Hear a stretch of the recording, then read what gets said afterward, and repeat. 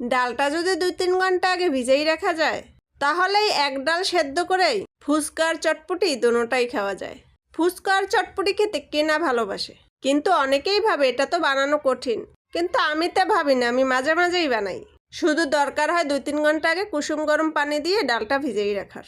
আমি গরম পানি দিয়ে 2-3 ঘন্টা আগে ডালটা ভিজেই রাখছিলাম, তারপরে ধুয়ে ডালটা সেদ্ধ বসাই দিছি।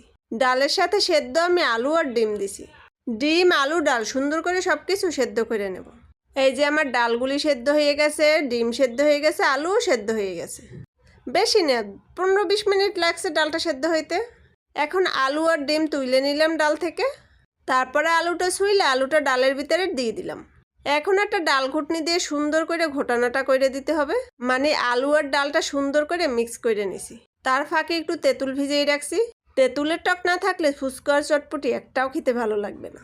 তেঁতুলটা ভিজিয়ে রেখে আমি আলুগুলো ভাঙে চুড়ে ডালের সাথে সুন্দর করে মিক্স করে নিলাম।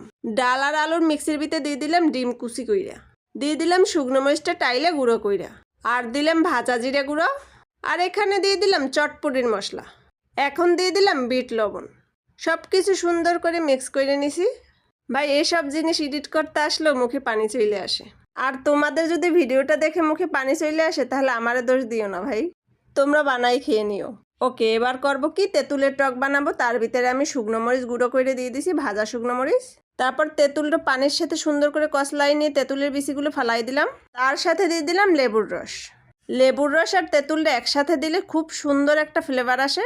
লেবুর রসের সাথে সাথে আমি কিছুটা লেবু পাতলা করে কাটে দিছি। তারপরে দিয়ে দিলাম স্বাদ মতো লবণ, বিট লবণ, ভাজা জিরে গুঁড়ো আর চটপটির মশলা। টকটা ব্যালেন্সে আনার জন্য দিয়ে দিলাম চিনি। এখন সুন্দর করে সব কিছু মিক্স করে নিছি। আর এই যে আমার তেঁতুলের টক একদম রেডি।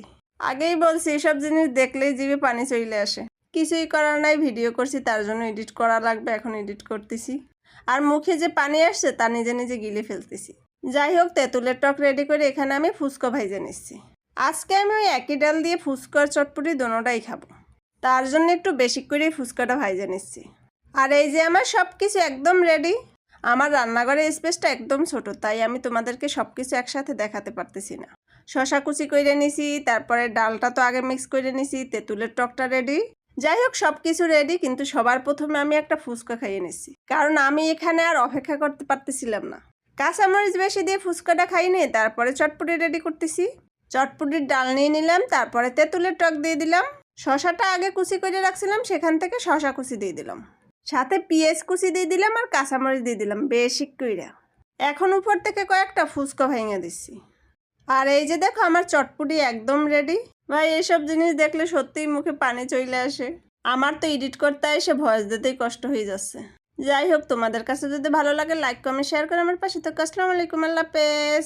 আর হ্যাঁ, মুখে পানি আসলে আমাকে দোষ দিয়ে নাও, বানাই খেয়েও।